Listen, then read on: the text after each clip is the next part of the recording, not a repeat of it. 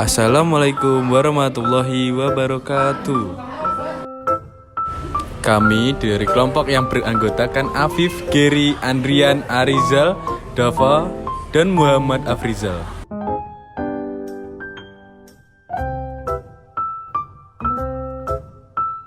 Kali ini kami akan menerangkan prinsip dan praktik ekonomi Islam. Simak terus ya videonya.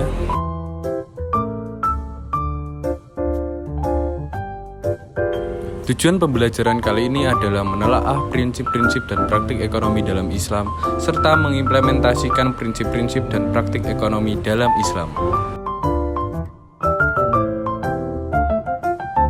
Materi kita adalah yang pertama, makna muamalah, dan yang kedua, hal yang dilarang dalam muamalah. Dan yang terakhir, macam-macam muamalah, yaitu seperti jual beli, utang piutang, dan sewa menyewa. Yang pertama, makna muamalah. Muamalah adalah hubungan antar manusia, hubungan sosial, atau hablum minanas. Dalam syariat Islam, hubungan antar manusia tidak dirinci jenisnya, tetapi diserahkan kepada manusia mengenai bentuknya. Islam hanya membatasi bagian-bagian yang penting dan mendasar berupa larangan Allah dalam Al-Quran atau larangan Rasul-Nya yang didapat dalam As-Sunnah. Hal-hal yang dilarang dalam muamalah yaitu yang pertama, tidak boleh menggunakan cara-cara yang batil. Kedua, dilarang mempermainkan takaran, timbangan, kualitas, ataupun kehalalan. Dan yang ketiga, dilarang riba. Keempat, tidak boleh dengan cara-cara spekulasi atau berjudi. Dan yang kelima, dilarang berbuat zalim. Terakhir, dilarang melakukan transaksi dengan barang haram. Macam-macam muamalah ada 3, yaitu yang pertama, jual beli, yang kedua, utang piutang, dan yang ketiga, sewa menyewa.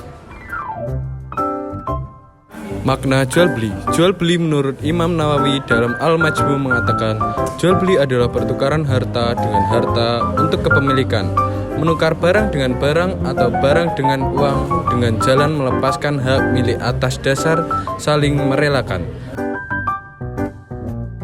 Syarat jual beli adalah penjual dan pembeli melakukan transaksi dengan sadar dan ridho. Adanya akad alias kesepakatan jual beli kedua belah pihak. Barang yang diperjualbelikan adalah dimiliki sepenuhnya oleh penjual. Objek yang diperjualbelikan bukanlah barang yang terlarang atau haram. Pengertian qiyar. Qiyar adalah sistem transaksi atau jual beli dalam Islam. Tujuan adanya qiyar ialah supaya kedua belah pihak yang bertransaksi tidak mengalami kerugian maupun penyesalan. Arti dari kata qiyar adalah pemilihan. Sedangkan dalam jual beli, pemilih merupakan hal yang wajar dilakukan oleh pembeli terhadap penjual.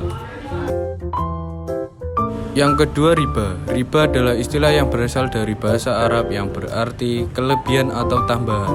Namun dalam konteks syariah Islam, arti riba adalah mengerucut pada kelebihan dari pokok utang.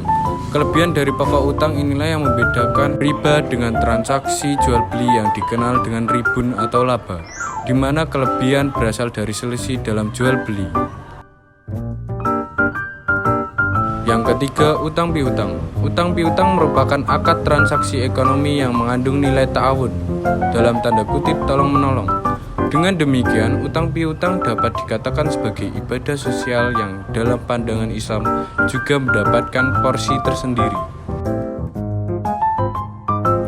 Berikut syarat-syarat utang piutang, dibaca sendiri ya.